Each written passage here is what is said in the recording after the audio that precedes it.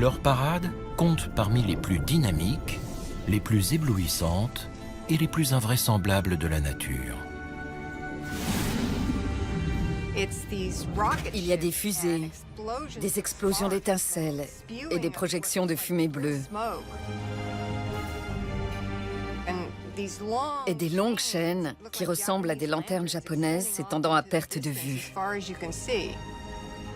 C'est magique. Certains clignotent, certains étincellent. D'autres se contentent de luire. Mais on commence seulement à découvrir la plupart d'entre eux. Et soudain, voilà qu'il y en a partout au fond. Cachés dans les recoins les plus profonds, les plus sombres et les plus reculés de notre planète, ces créatures lumineuses n'aiment pas le devant de la scène. Mais lorsqu'on les étudie de plus près, on s'aperçoit que la lumière qu'ils créent est omniprésente. Si ce n'était pas important, on n'en verrait pas sur tout l'arbre du vivant. Aujourd'hui, les scientifiques poussent ces créatures mystérieuses et leurs parades extraordinaires sous le feu des projecteurs. Certains veulent même exploiter leur lumière et mettre à profit plusieurs millions d'années d'évolution pour améliorer notre propre espèce. Nous devons aller au fond des océans pour trouver ces animaux qui émettent de la lumière, afin de mieux nous comprendre nous-mêmes. Pour moi, il y a un lien magnifique. Il est temps de faire toute la lumière sur ces créatures.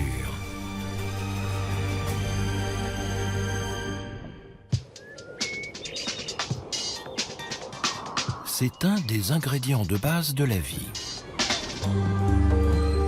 Nous absorbons son énergie, nos horloges sont réglées dessus, nous en avons besoin pour voir. La lumière est si précieuse que nous l'avons apprivoisée pour la faire durer toute la nuit. Imaginez un monde sans elle.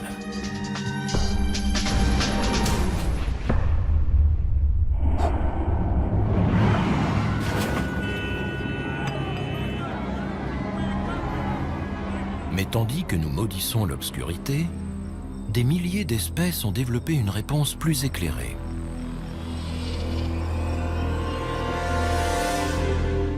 Sans brûler une once de combustible fossile. On appelle ça la bioluminescence, la lumière vivante.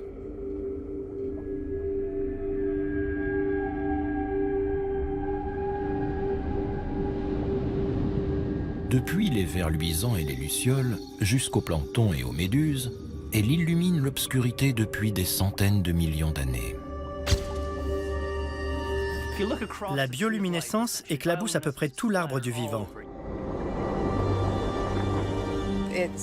Elle est partout. Vous voulez survivre dans le noir? Faites de la lumière. Sur la terre ferme, l'obscurité ne règne que la nuit. Et seules quelques espèces ont développé des organes luminescents.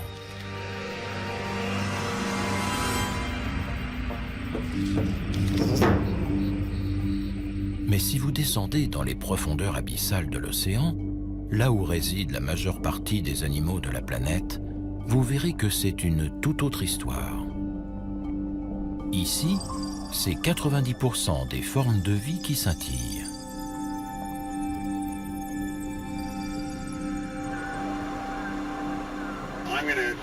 Je vais m'éloigner du mur et me diriger vers le large. Surface, ici Nadir. Notre profondeur actuelle approche les 100 mètres. Équipement de survie, OK. C'est pour cette raison que des chercheurs du Muséum américain d'histoire naturelle explorent les grands fonds de l'océan Pacifique Sud en quête de nouvelles créatures luminescentes. Je mets le moteur en marche.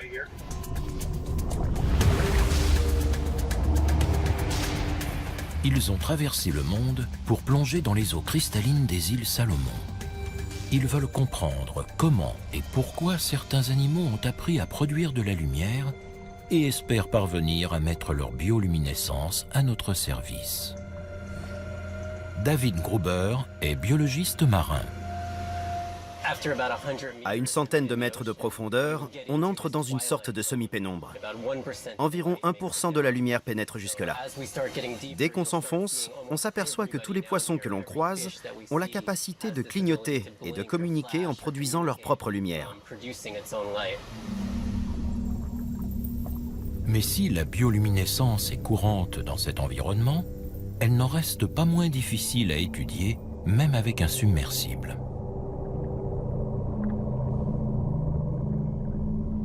L'eau est trop sombre, les distances sont trop grandes et la lumière qu'émettent les animaux est trop imprévisible. Les conditions de travail sont déjà pénibles pour des biologistes marins, mais pour un neurobiologiste comme Vincent Piribone, c'est encore plus déstabilisant. Moi, je suis un rat de laboratoire, donc je dois avouer que c'est vraiment effrayant pour moi d'être ici. J'essaie de conserver mon sang-froid et de me concentrer sur la mission, sans trop penser au fait que j'ai plusieurs tonnes d'eau au-dessus de moi en ce moment. Je suis là pour la science, alors je continue.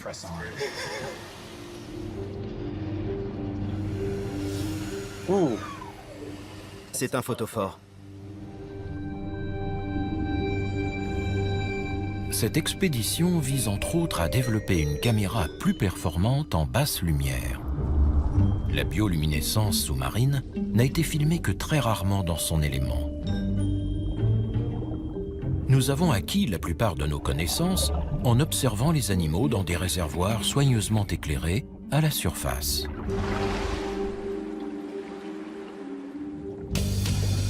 Le célèbre poisson pêcheur, par exemple, avec son appât lumineux.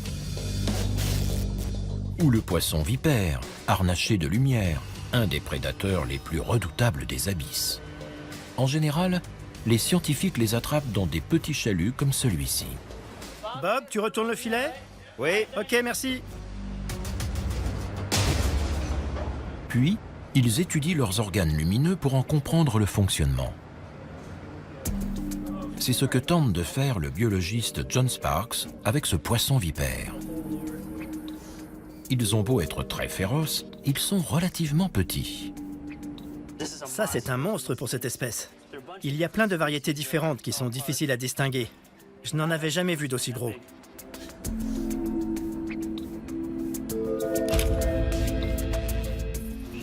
On en sait encore si peu. C'est frustrant. Il faut remonter les organismes en vie, c'est difficile. Et il faut photographier suffisamment d'espèces pour que ça ait du sens. Mais c'est compliqué pour nous de faire un vrai travail scientifique, parce qu'on a très peu de données.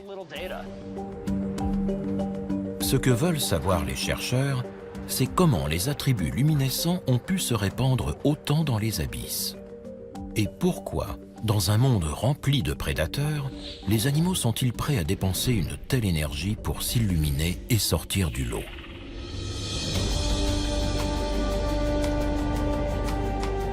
Eddie Weider est biologiste marin et elle s'intéresse à ces questions depuis plusieurs décennies.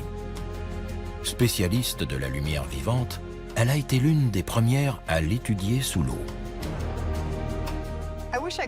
J'aimerais pouvoir décrire comment c'est en bas, pour permettre aux gens de le ressentir de la même manière que moi.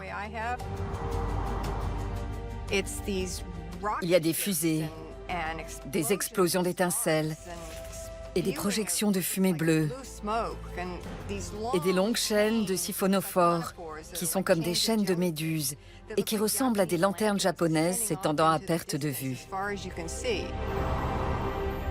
C'est magique.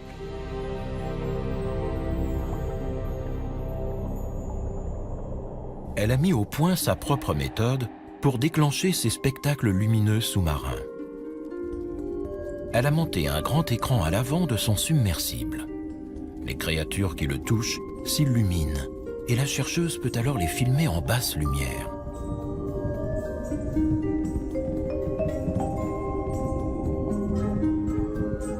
Au fil des ans, ce dispositif ingénieux a contribué à lever le voile sur certains des habitants les plus étranges des abysses. depuis les méduses jusqu'aux holothuries.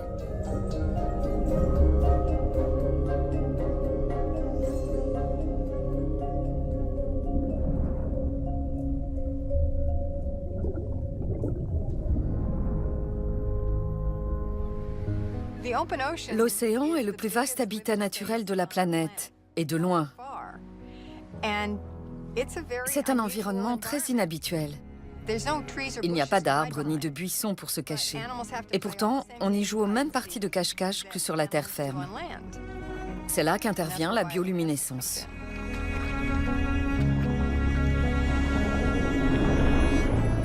Dans ces profondeurs obscures, la lumière semble jouer un rôle essentiel.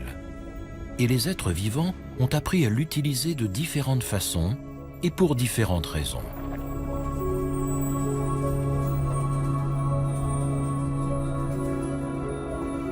Il existe par exemple des micro-organismes, les dinoflagellés, qui s'allument à l'unisson chaque fois que l'eau autour d'eux est perturbée, reproduisant ainsi la forme de ce qui les traverse.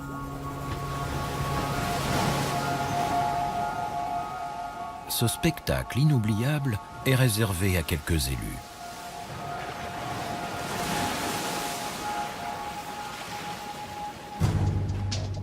Mais face aux prédateurs, tels que les crevettes, c'est aussi un indicateur de mouvement. Il suffit d'un geste pour que la lumière s'allume et trahisse le remplacement. Quant aux prédateurs, ils deviennent à leur tour la proie de toutes sortes de créatures, comme la seiche.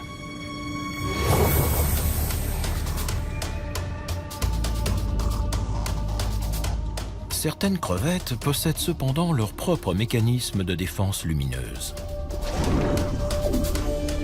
En cas d'attaque, elles envoient de grands éclairs de lumière pour désorienter l'ennemi. Beaucoup d'animaux sont capables d'utiliser la luminescence de cette manière. On a des crevettes qui projettent la lumière par la bouche, comme un dragon crachant du feu, pour aveugler temporairement leurs prédateurs tout en s'éloignant dans l'obscurité.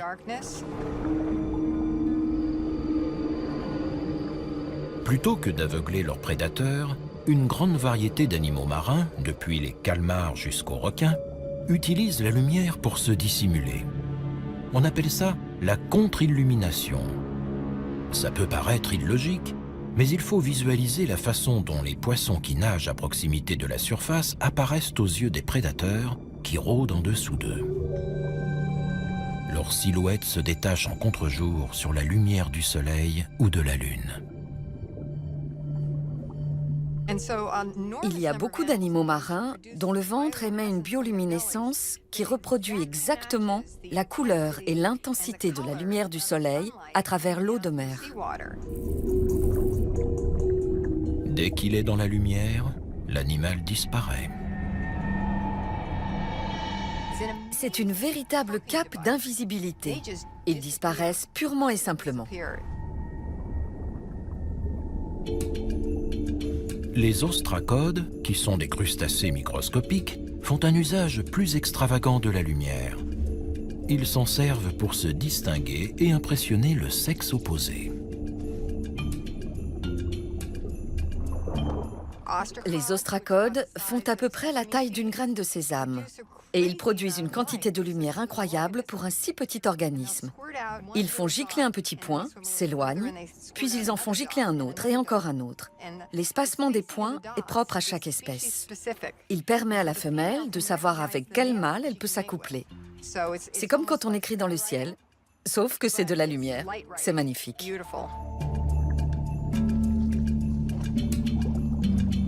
Mais la lumière ne sert pas qu'à séduire. De nombreux poissons l'utilisent pour se nourrir. C'est le cas d'une créature bioluminescente particulièrement célèbre.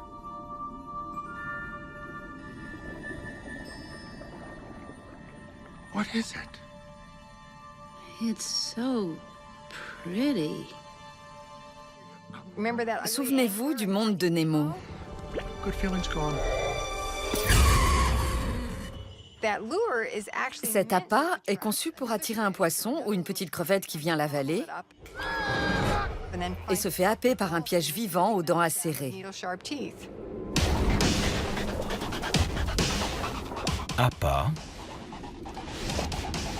détecteur de mouvement, camouflage. Les différentes formes de bioluminescence font des abysses un véritable Times Square aquatique.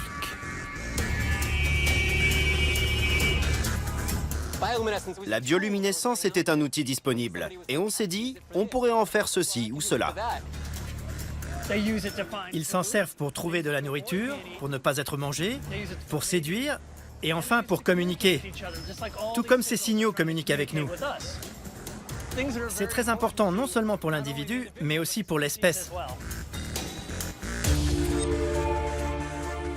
Malgré les risques, la lumière illustre brillamment la théorie de Darwin sur l'évolution. Des bactéries jusqu'aux méduses et aux poissons, elle favorise la survie des êtres vivants.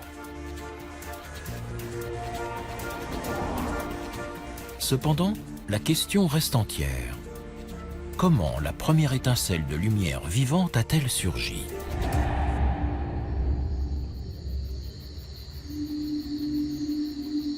Pour le savoir, les scientifiques se sont tournés vers un autre groupe de créatures bioluminescentes, à la fois plus familier et plus facile à étudier. Les animaux terrestres ont développé leurs propres usages de la lumière. Arachnocampa luminosa, par exemple. Comme les poissons pêcheurs des abysses, ces larves de mouches attrapent leur proie en allumant des milliers d'étoiles au plafond des grottes de Nouvelle-Zélande. Cette voûte étoilée leurre les diptères et les phalènes, attirés par la lumière. Dès qu'ils s'approchent, ils s'engluent dans les fils de capture verticaux imprégnés de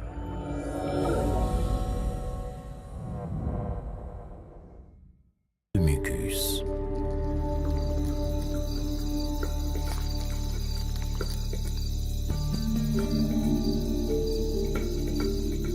D'autres créatures bioluminescentes, comme ce myriapode de la Sierra Nevada, utilisent la lumière non pour attirer leur proie, mais plutôt pour signaler un danger et décourager les prédateurs. Le mille-pattes sécrète du cyanure. Son éclat radioactif décourage les éventuels prédateurs.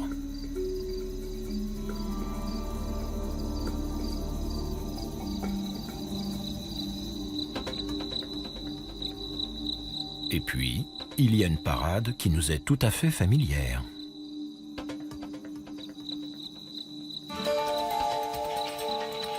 Les flashs lumineux des lucioles sont une des stratégies de séduction les plus complexes jamais développées. Le nec plus ultra de la déclaration d'amour.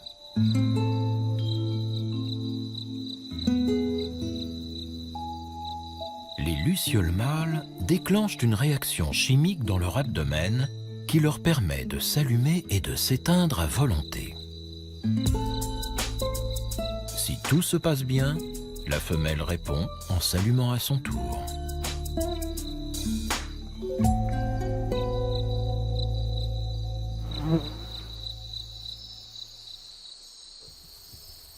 Biologiste à l'université de Floride, Mark Branham étudie ce langage amoureux sophistiqué depuis 15 ans. C'est comme déchiffrer un code. Un code secret en 2 parties.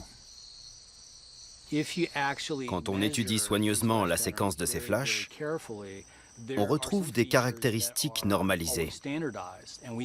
Ce sont sans doute les éléments du signal qui disent « J'appartiens à l'espèce suivante ». L'une des 2000 espèces que compte la famille des lucioles, qui sont en fait des coléoptères.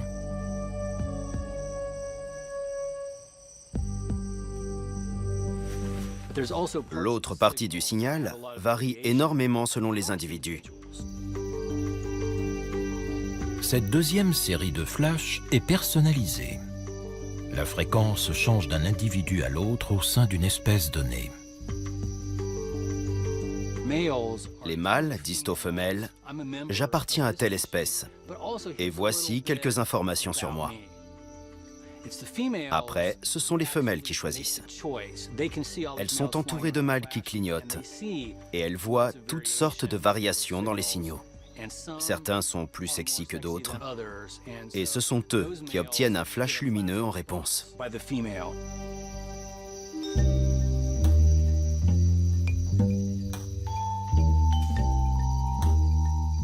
Grâce à leurs yeux énormes, façonnés au fil du temps pour détecter la moindre trace de lumière, le mâle voit la réponse et localise ainsi la femelle.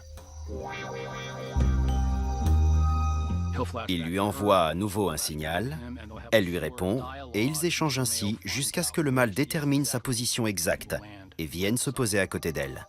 C'est la Saint-Valentin. C'est le même principe que les oiseaux qui font la roue ou qui chantent et croassent. Pour optimiser ses chances en matière de reproduction, il faut sortir du lot. Et la lumière est un excellent moyen d'aller droit au but. On ne peut pas rater un flash par une chaude nuit d'été.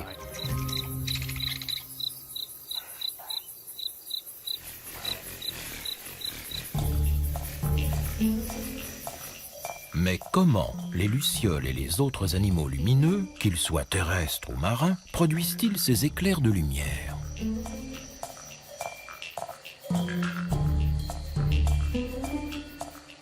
Les coléoptères luminescents ont été les premiers à nous éclairer sur la question.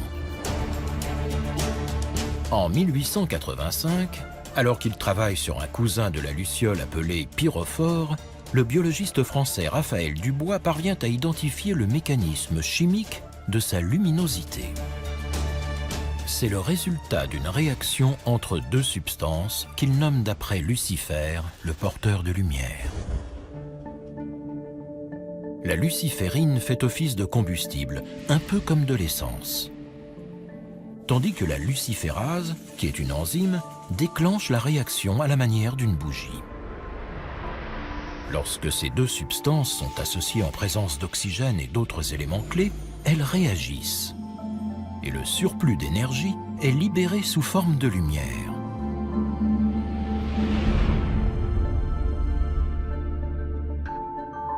Depuis un siècle, ce mécanisme d'émission lumineuse a été retrouvé un peu partout dans le monde naturel, sur Terre et sous les mers.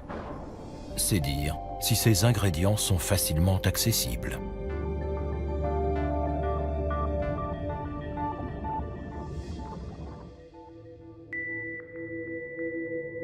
Les composants chimiques diffèrent d'une créature à l'autre, mais le principe du combustible et du déclencheur reste le même.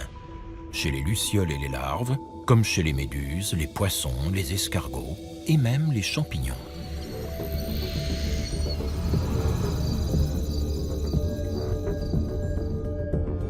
C'est un phénomène si courant qu'il a évolué indépendamment sur différentes branches de l'arbre phylogénétique à plus de 40 reprises. Ça part des bactéries unicellulaires et ça remonte aux étoiles de mer et aux méduses, jusqu'aux vertébrés, aux poissons. Ça a évolué plusieurs fois sur différentes lignées. Si ce n'était pas important, on n'en verrait pas sur tout l'arbre du vivant. En matière de survie de l'espèce, rien ne peut rivaliser avec la lumière.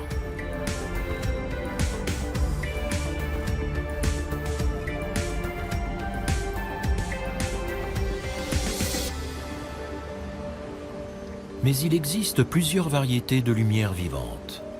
Dans les îles Salomon, les chercheurs du Muséum américain d'histoire naturelle se préparent à l'étudier sous une autre forme.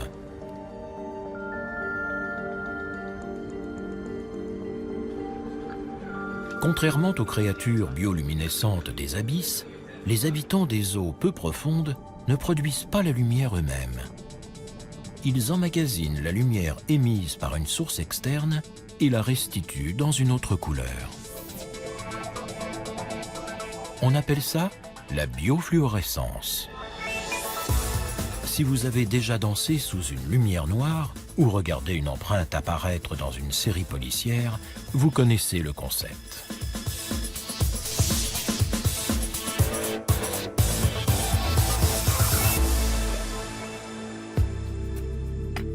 Les substances chimiques fluorescentes ont une façon particulière d'absorber la lumière.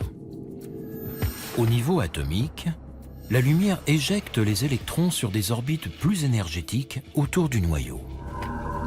Lorsqu'ils regagnent leur orbite d'origine, quelques milliardièmes de secondes plus tard, les électrons fluorescent. Ils réémettent la lumière à un niveau d'énergie plus faible, produisant ainsi une couleur différente. Les animaux fluorescents fonctionnent de la même manière. Sauf que ces composants chimiques, en général des protéines fluorescentes, sont présents dans leur peau et d'autres tissus. La biofluorescence est une propriété étrange. Ces animaux ne produisent pas de lumière. On leur envoie une lumière d'une couleur et ils en produisent une autre. C'est un phénomène rare. Contrairement à la bioluminescence, la biofluorescence nécessite la réunion de certaines conditions pour avoir lieu dans la nature. Pour commencer, elle a besoin de la lumière du soleil. Mais pas telle que nous la connaissons à la surface. Lorsqu'elle touche le sol, la lumière du soleil contient toutes les couleurs de l'arc-en-ciel, comme on peut le voir en l'observant à travers un prisme. Chacune de ces couleurs correspond à une longueur d'onde spécifique. Mais dès que la lumière entre dans l'eau, les choses se corsent. L'eau agit comme un filtre et les différentes longueurs d'onde n'y pénètrent pas toutes à la même profondeur. Les grandes longueurs d'onde, comme les rouges et les oranges, sont les premières à disparaître. Puis les jaunes et les verts. Pour finir avec un océan de bleu. Cette lumière d'un bleu très pur est le déclencheur idéal de la fluorescence. Ils prennent la lumière bleue qui leur parvient dans l'océan et la convertissent en vert et en rouge. C'est ce qui leur donne cette couleur, ce contraste.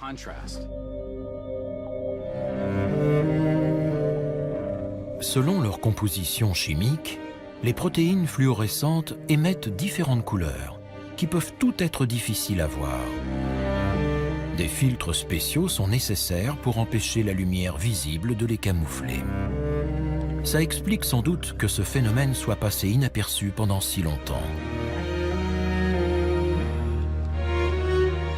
On ignore encore comment les animaux utilisent la fluorescence. Chez les coraux, où elle semble être omniprésente, elle pourrait agir comme une sorte d'écran protecteur en défléchissant les rayons UV nocifs du soleil ou en absorbant les sous-produits dangereux de la photosynthèse. Un corail, c'est un rocher recouvert de quelques couches cellulaires bourrées de protéines fluorescentes. Ces animaux consacrent beaucoup d'énergie à les produire. Pourquoi? C'est un mystère.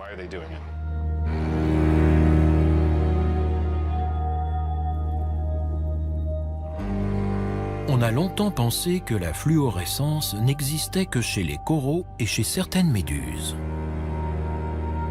Mais des études récentes montrent qu'elle est sans doute beaucoup plus répandue. Et en 2012, alors qu'il filme une mosaïque de coraux fluorescents dans les îles Caïmans, David Gruber et John Sparks font une incroyable découverte. Il était 10 heures du soir et on plongeait sur le mur de corail à environ 25 mètres de profondeur. On prenait plein de photos du récif corallien pour pouvoir faire un montage. Et cette nuit-là, quand on est revenu au laboratoire et qu'on a observé les clichés, on a découvert une énorme anguille fluorescente sur une des photos.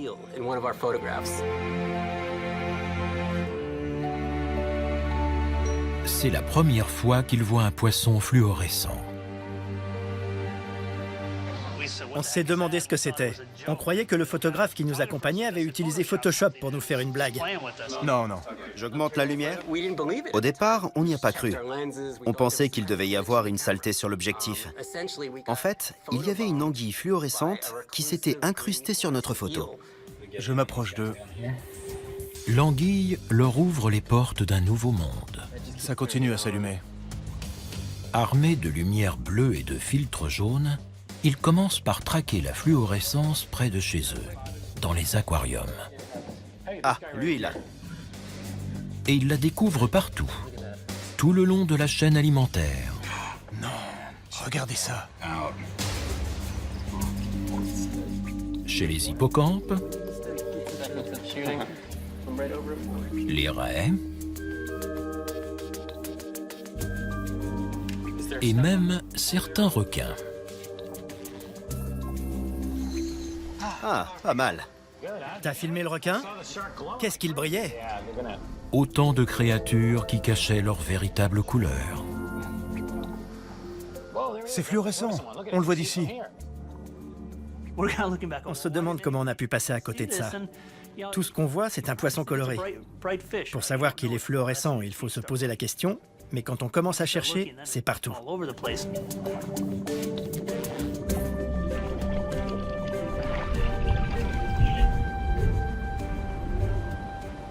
Pour évaluer l'importance de la fluorescence, les scientifiques ne peuvent plus se contenter des aquariums. Ils doivent l'étudier dans son milieu naturel.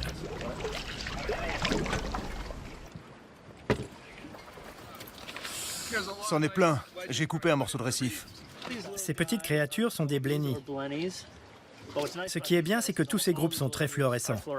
Ces poissons se ressemblent, mais ils appartiennent à des espèces distinctes. Et si on les met sous une lumière fluorescente, ils sont très différents. Dans le bleu monotone des profondeurs sous-marines, les taches et les rayures fluorescentes sont peut-être comme des codes-barres qui indiquent en secret l'identité de leurs propriétaires à d'éventuels partenaires.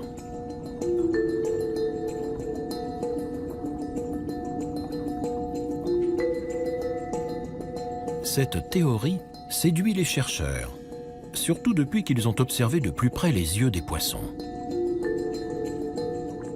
Contrairement aux êtres humains, la plupart des poissons fluorescents ont les yeux équipés d'un filtre jaune qui sert à bloquer le bleu ambiant de l'eau et fait ainsi ressortir les couleurs éclatantes de la fluorescence.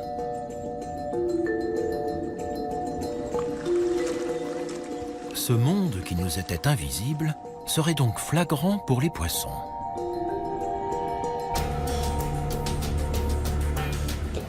Le récif corallien est soumis à une concurrence très forte. La biodiversité y est très importante et toutes ces créatures se disputent l'espace. La fluorescence leur permet d'enrichir leur environnement. Et on commence seulement à découvrir le monde qu'ils voient depuis des millions d'années. On va faire un test. Amenez le patient. Pour le neurobiologiste Vincent Pirébonne, la découverte de nouveaux animaux fluorescents est très excitante. Incroyable. C'est génial. Il s'intéresse en particulier aux protéines qui font fluorescer les poissons. Il espère s'en servir pour tracer des cellules nerveuses vivantes afin de cartographier le cerveau humain.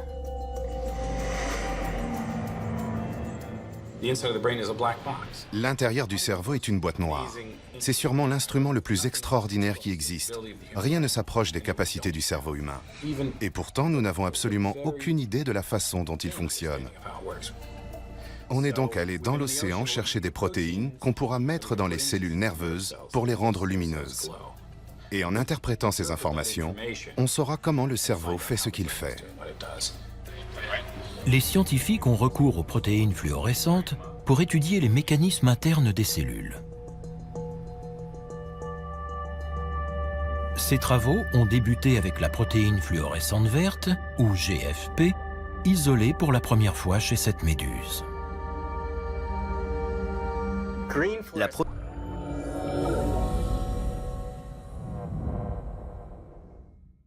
protéine fluorescente verte est comme un petit réflecteur de vélo qu'on peut attacher à n'importe quelle protéine. Et ensuite, on observe en temps réel les mouvements de cette protéine dans la cellule vivante. Pour cela, ils prennent le gène de la protéine fluorescente verte et l'insèrent à l'intérieur des cellules. Une fois qu'elles contiennent ces instructions génétiques, les cellules visées produisent la protéine. Il ne reste plus alors qu'à projeter une lumière bleue pour qu'elle fluoresce en vert. Ça a révolutionné notre capacité à observer l'intérieur de cellules vivantes au niveau protéique. récompensée par un prix Nobel de chimie, la découverte des GFP nous permet de mieux comprendre comment le cancer se propage. Ici, des cellules malignes circulant dans les vaisseaux sanguins. Ou encore, comment les virus infectent l'organisme et se multiplient. Ici, le VIH, le virus du sida, passant d'une cellule à l'autre. Les chercheurs peuvent même attacher des GFP à des gènes de virus résistants et les placer dans l'ADN de souris et de chats afin d'évaluer l'efficacité d'un traitement contre le sida, créant ainsi des animaux entièrement fluorescents. La GFP est une découverte magnifique qui fait apparaître les cellules en vert. En gros, ça permet de voir l'invisible. Depuis, les GFP ont été manipulés pour fluorescer dans d'autres couleurs. Ainsi, on peut suivre différentes cellules simultanément. Très vert. Oui, très vert, c'est superbe. Et ce n'est pas tout. Explorant les abysses en quête de nouvelles protéines fluorescentes, les scientifiques ont trouvé diverses couleurs du spectre lumineux. Mais le tissu cérébral humain pose un problème particulier. Il est très dense et aucune des couleurs découvertes jusqu'à présent ne peut facilement le traverser. Les neurobiologistes cherchent donc des couleurs avec une longueur d'onde supérieure, comme le rouge lointain et l'infrarouge. Les rouges sont un peu mieux, ils vont plus loin. Mais l'infrarouge traverse tout le tissu. En neurobiologie, notre but ultime a toujours été de trouver un rouge le plus lointain possible. Exactement, je l'ai. Il faut absolument qu'on sorte ces trucs de l'eau. Il n'y a qu'ici qu'on en a découvert. Alors on revient chercher d'autres couleurs et d'autres intensités. C'est notre mission. Pour trouver ces créatures lumineuses, les chercheurs plongent de nuit quand aucune lumière naturelle ne perturbe leur vision. On part prélever des échantillons. On cherche de la biofluorescence quelque part dans le récif. On va utiliser cette caméra. Ils stimulent la fluorescence à l'aide d'une lumière reproduisant le bleu des fonds marins pendant la journée. Puis ils bloquent cette lumière bleue en équipant leur masque d'un filtre jaune semblable à celui que l'on trouve sur les yeux des poissons. Comme ça, on est sûr que les différentes créatures qu'on observe dans l'eau sont vraiment biofluorescentes. C'est parti? Oui.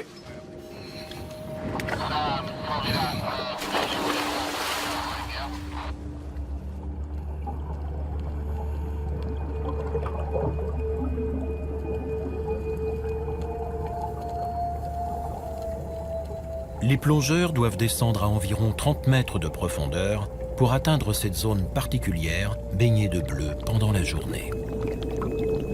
C'est le meilleur endroit pour trouver des animaux fluorescents.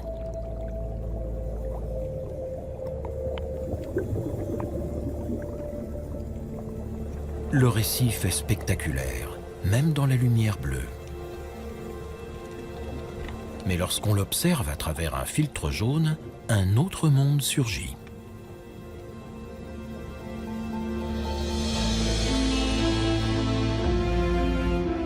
Un paysage fantastique en technicolor.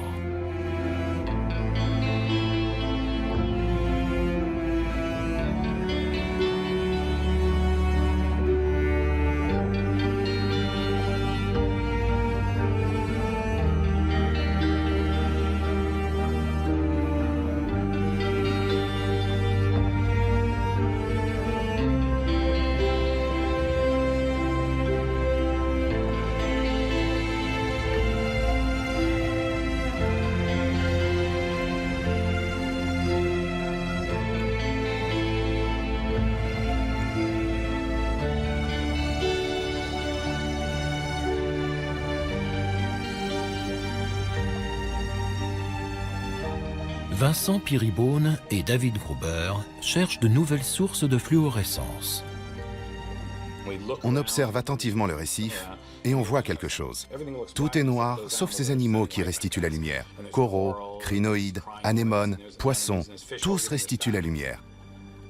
Je n'ai qu'à prélever un petit morceau de chaque animal pour séquencer tout son génome et obtenir les informations génétiques dont j'ai besoin.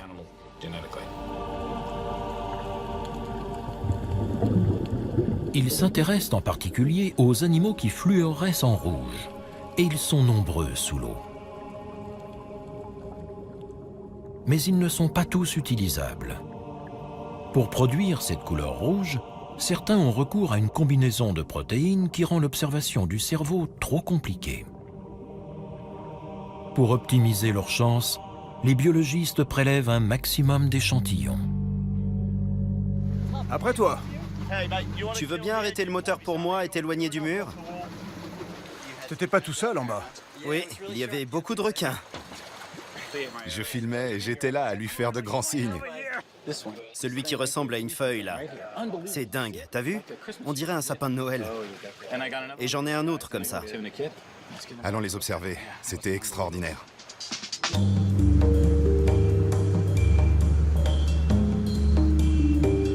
Dans le laboratoire du bateau, ils examinent anxieusement leur butin. Là encore, ils reproduisent le bleu de l'océan avec une lumière spéciale et utilisent un filtre jaune. Ça, c'est quoi? Un corail mou? T'es sûr qu'ils sont fluorescents? Oui. Alors, voyons un peu ça. Oh là là, c'est très joli. Les éléments les plus prometteurs sont étudiés au microscope. C'est quoi?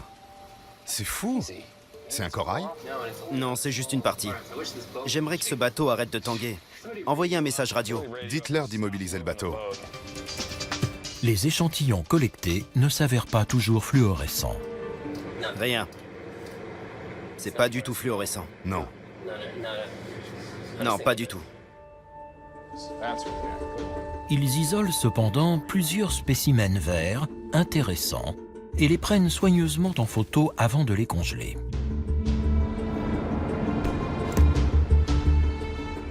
Et puis enfin... Ça y est. Du rouge. C'est magnifique. C'est la protéine fluorescente rouge qu'on cherche. Quand on l'éclaire avec une lumière bleue, on obtient une lumière rouge. C'est le principe de la fluorescence. Regardez. Elle est en feu. Ils vont devoir attendre d'être de retour sur la terre ferme pour tenter d'isoler cette protéine fluorescente rouge. Et même s'ils y parviennent, rien ne prouve qu'ils puissent en faire des sondes pour étudier le cerveau. Je suis tout excité là. Regarde ça. C'est pas incroyable? Mais pour l'instant, ils ne s'autorisent pas à espérer plus. La science doit aller de l'avant.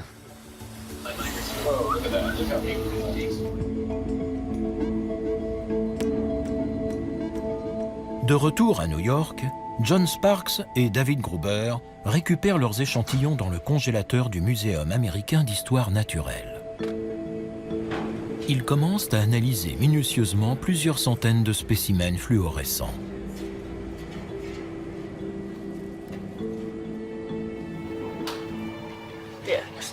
Depuis la découverte de la première anguille, il y a à peine quelques années, les scientifiques ont répertorié plus de 200 espèces de poissons fluorescents. La biofluorescence est présente dans tout l'arbre du vivant. Et comme pour la bioluminescence, on dirait que quelqu'un l'a jetée sur l'arbre et qu'elle s'y est accrochée de façon aléatoire. Il s'agit maintenant d'extraire les protéines de ces différentes créatures en commençant par un peu de tissu. On veut juste isoler un petit morceau du tissu fluorescent. Rien d'autre. Le tissu externe. De là à là. Parfait. Et maintenant, on le met là. Magnifique. À partir de là, ils peuvent isoler les gènes qui produisent les protéines responsables de la fluorescence. Les échantillons les plus prometteurs sont aussitôt transmis à Vincent Piribone. C'est comme ça que les plaques doivent être réparties. Il faut bien les séparer. À Yale, le neurobiologiste et ses collègues s'efforcent d'en faire des outils pour mieux comprendre le cerveau. Grâce à une manipulation génétique, ils fusionnent les protéines fluorescentes avec d'autres protéines sensibles au voltage, le langage des cellules cérébrales. Il y en a pour 1 heure. Ok. C'est ce qu'ils ont fait récemment avec la protéine fluorescente verte et un cerveau de drosophile moins dense que le nôtre. Il nous faut une protéine qui change rapidement d'intensité, clair, sombre, pour suivre la succession rapide des signaux électriques dans la cellule. Cette protéine lumineuse sensible au voltage a alors été administrée à une mouche. On peut maintenant observer son cerveau à l'aide d'un microscope spécial pendant qu'elle réfléchit. Chaque fois qu'un neurone décharge, le voltage change et l'intensité de la luminosité aussi. Je dois avouer que c'est très excitant d'être là et de pouvoir observer le cerveau d'un être vivant fonctionner en temps réel.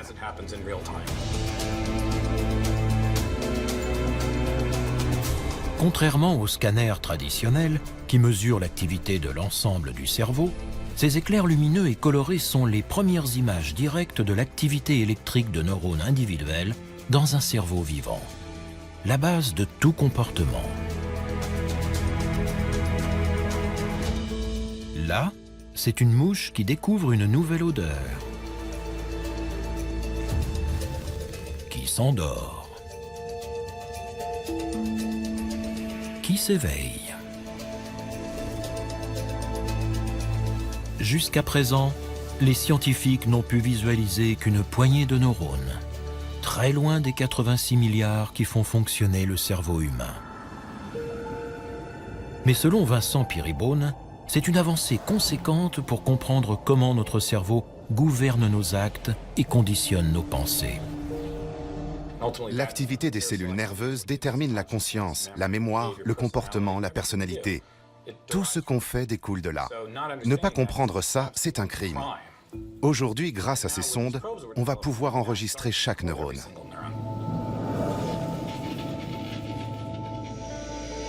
Pour cartographier un organisme plus évolué qu'une mouche, il manque cependant un ingrédient clé, les fameuses protéines fluorescentes rouges. Le cerveau d'une mouche est petit et relativement transparent. Les protéines fluorescentes vertes peuvent facilement le pénétrer. Mais pour un encéphale plus volumineux et plus complexe, les scientifiques ont besoin d'infrarouge. Le but, c'est de pouvoir projeter un rayon rouge lointain qui pénètre mieux le tissu. Tout le monde veut du rouge. Il faudra des années pour explorer les centaines d'échantillons prélevés dans les îles Salomon. Les chercheurs s'efforcent toujours de purifier le corail rouge vif qui les a tellement enthousiasmés sur le bateau.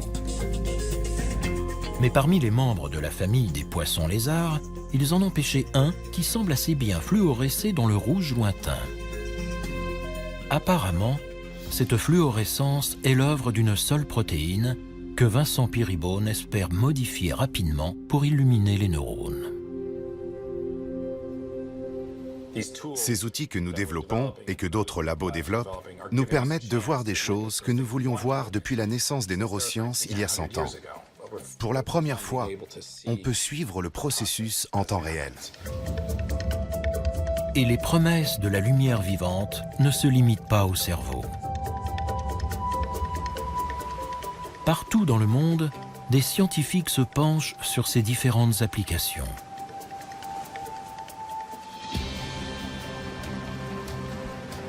En Floride, Eddie Weider utilise des bactéries bioluminescentes pour mettre en évidence la pollution. Les toxines présentes dans l'eau polluée interfèrent avec la faculté des bactéries à produire de la lumière. Plus l'eau est polluée, plus la lumière est faible. On a donc une mesure relative de la toxicité. La biologiste prélève des échantillons de sédiments dans les estuaires menacés et les mélange avec des bactéries bioluminescentes pour mesurer la lumière qu'elles libèrent. Cette méthode permet de détecter la pollution rapidement et à moindre coût. D'autres chercheurs ont modifié des gènes de lucioles dans l'espoir de créer des arbres bioluminescents qui éclaireront peut-être nos villes un jour. Un autre laboratoire a utilisé des bactéries marines pour produire un éclairage sans électricité. Et même si l'on est très loin d'un traitement contre le cancer ou d'une cartographie du cerveau, une entreprise a mis la bioluminescence à la portée du grand public avec une glace vert fluorescent qui coûte la bagatelle de 200 € la boule.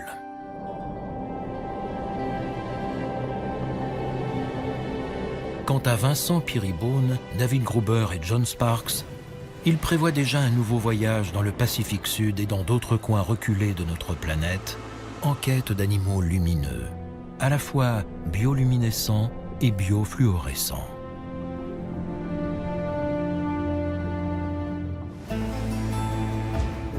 Les êtres humains ne peuvent pas les fabriquer ex nihilo. Nous avons besoin de ces coraux et de ces poissons pour trouver les molécules qui nous permettront d'éclairer les mécanismes internes de notre corps. Je trouve ça incroyablement génial. Nous commençons seulement à découvrir les lumières cachées de ce monde mystérieux. Qui sait quelles splendeurs éblouissantes nous attendent encore?